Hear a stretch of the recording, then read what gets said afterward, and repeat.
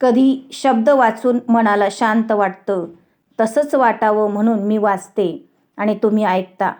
मी ज्योती राठोड. हे आहे मराठी वाचन लेख पुण्याचे फळ. एका गावात विनायक नावाचा एक गरीब पण अत्यंत प्रामाणिक माणूस राहायचा. तो रोज जंगलातून लाकडं तोडून आणायचा आणि ती विकून आपल्या कुटुंबाचा उदरनिर्वाह करायचा. त्याच्याकडे जास्त पैसे नव्हते, पण कोणालाही मदत करण्याची त्याची वृत्ती मात्र श्रीमंतासारखी होती. एकदा कडक उन्हाळ्यात विनायक लाकडं घेऊन बाजारात जात होता. वाटेत त्याला एक वृद्ध माणूस झाडाखाली बसलेला दिसला. तो तहान-भुकेने व्याकुळ झाला होता आणि उन्हामुळे त्याला ग्लानी आली होती.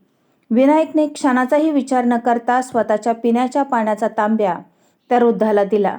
आपल्याकडे असलेले 2 भाकरीचे तुकडेही त्याने त्या वृद्धाला खाऊ घातले. वृद्धाला थोडी हुशारी वाटली. त्याने विनायकचे आभार मानले आणि विचारले, "बाळा, तू स्वतःसाठी काही शिल्लक ठेवलं नाहीस. तुला भूक लागेल ना?" विनायक हसून म्हणाला, "बाबा, माझी भूक थोडा वेळ तग धरू शकते, पण तुमची अवस्था बघून मला राहावलं नाही. कोणाच्या तरी कामा येणं यातच खरं पुण्य आहे." विनायक बाजारात गेला, पण त्याला उशीर झाल्यामुळे त्याचे लाकूड विकले गेले नाही. तो रिकाम्या हाताने घरी परतत होता. वाटेत त्याला एक चमकणारी वस्तू दिसली. जवळ जाऊन पाहिले तर ती सोन्याची एक जुनी मोहर होती. कदाचित एखाद्या प्रवाशाची ती पडली असावी.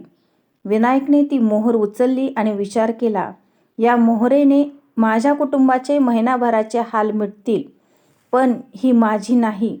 त्याने ती मोहर गावातल्या सरपंचांकडे नेऊन दिली, जेणेकरून ती त्याच्या मालकापर्यंत पोहोचवेल.